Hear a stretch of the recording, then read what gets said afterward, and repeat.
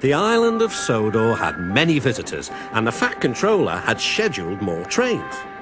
Gordon, the big engine, had to work harder than ever before. "Come on," he called to the coaches. "Come on, come on, come on. The passengers rely on me to be on time."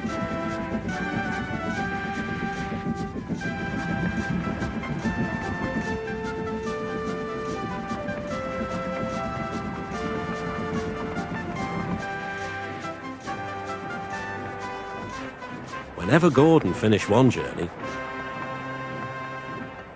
it was time for another to begin. "Never mind," he puffed. "I like a long run to stretch my wheels."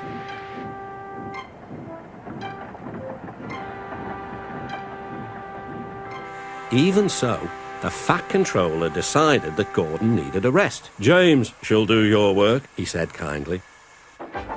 James was delighted. He liked to show off his smart red paint and was determined to be as fast as Gordon.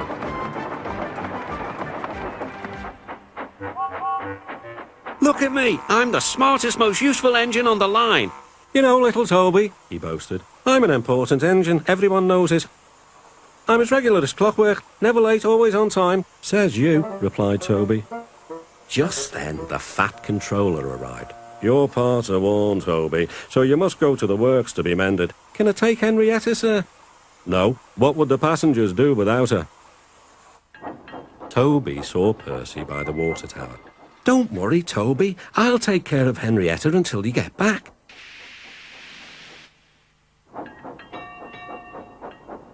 Soon, Toby was out on the main line. He clanked as he trundled along. He's a little engine with small wheels. His tanks don't hold much water. He'd come a long way and began to feel thirsty. In the distance was a signal. "Good," he thought. "There's a station ahead. I can have a nice drink and a rest until James has passed." Toby's driver thought so too. Toby was enjoying his drink when the signalman came up. He had never seen Toby before. Toby's driver tried to explain, but the new signalman wouldn't listen. "We must clear the line for James with the express. You'll have to get more water at the next station." Toby clanked sadly away. Hurrying used a lot of water and his tanks were soon empty. Poor Toby was out of steam and stranded on the main line. "We must warn James," said the fireman. Then he saw Percy and Henrietta. "Please, take me back to the station. It's an emergency." Henrietta hated leaving Toby. "Never mind," said Percy. "You're taking the fireman to warn James. That's a big help." Henrietta felt much better. James was fuming when he heard the news. "I'm going to be late." "My fault," said the signalman. "I didn't understand about Toby." "Now, James," said his driver, "you'll have to push Toby." "What, me?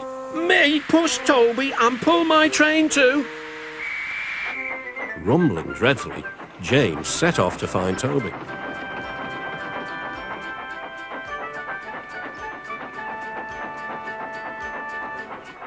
He came up behind Toby and gave him a bump.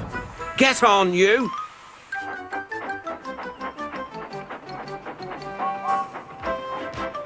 James had to work very hard.